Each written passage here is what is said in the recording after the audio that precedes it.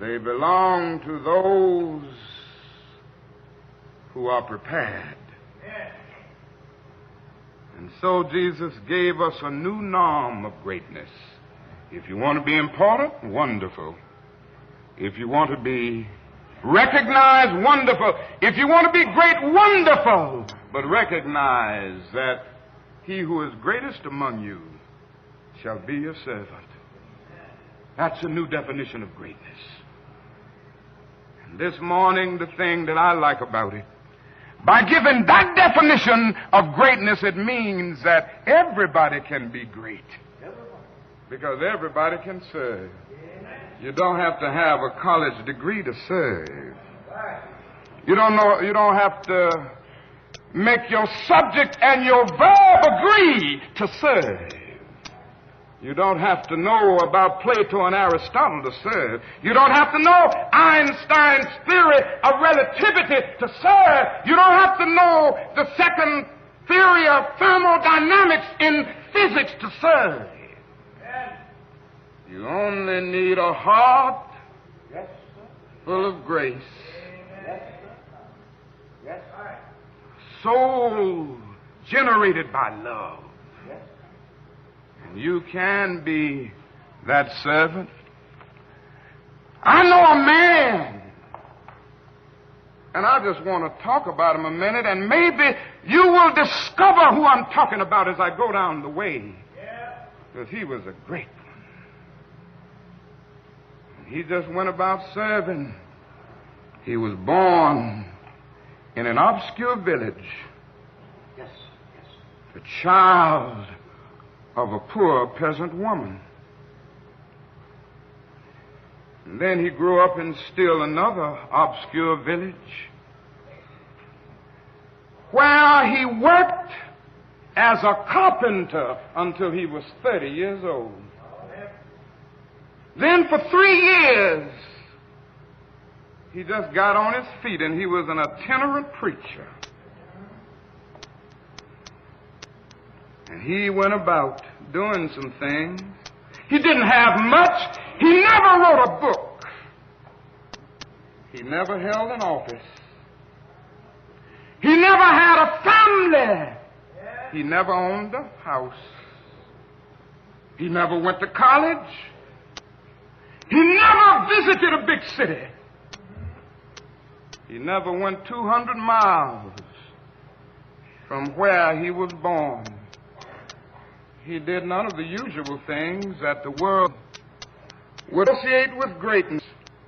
He had no credentials but himself. He was only when the tide of public opinion turned against him. They called him a rabble. They turned against him.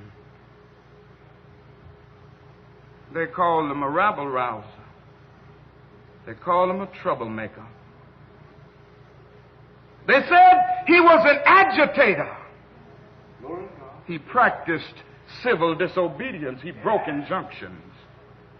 And so he was turned over to his enemies and went through the mockery of a trial. And the irony of it all is that his friends turned him over to them. One of his closest friends denied him. Another of his friends turned him over to his enemies.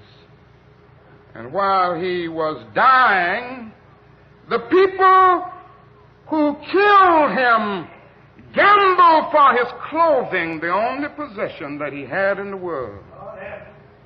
When he was dead, he was buried in a borrowed tomb through the pity of a friend. 19 centuries have come and gone. And today, he stands as the most influential figure that ever entered human history. All the armies that ever marched, all the navies that ever sailed, all parts that ever all kings that ever reigned together, not affected the life of men put together, have not affected the life of man on this earth as much as that one solitary life. His name may be a familiar one, but today I can hear them talking about him. Every now and then somebody says he's King of Kings. And again I can hear somebody saying he's Lord of Lords. Somewhere else I can hear somebody saying, in Christ there is no east nor west. And then they go on and talk about in Him there's no north and south, but one great fellowship of love throughout the whole wide world. He didn't have anything. He just went around serving and doing good. This morning, you can be on His right hand and His left hand if you serve. It's the only way in. Every now and then, I guess all think richly about that day when we will be victimized with what is life's final common denominator. That's something that we call death. We all think about it, and every now and then I think about my own death, and I think about my own funeral, and I don't think of it in a morbid sense.